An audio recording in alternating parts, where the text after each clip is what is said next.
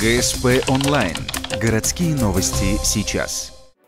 В Сосногорском суде рассматривается уголовное дело 16-летнего поджигателя. По версии следствия, в октябре 2014 года подросток совершил ряд преступлений.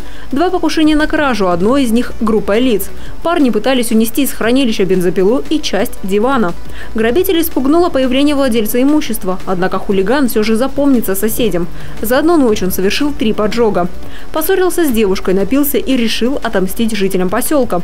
Поджег хозяйственные постройки, в которых хранилось сено, машину и дом.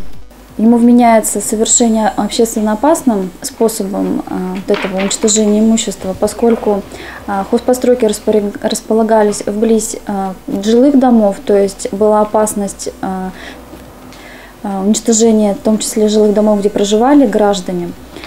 Также рядом с домом вторым, которым он поджег, стоял состав из цистерн с горючим веществом, то есть также представляла опасность для возгорания и взрыва возможного, и были бы пострадавшие.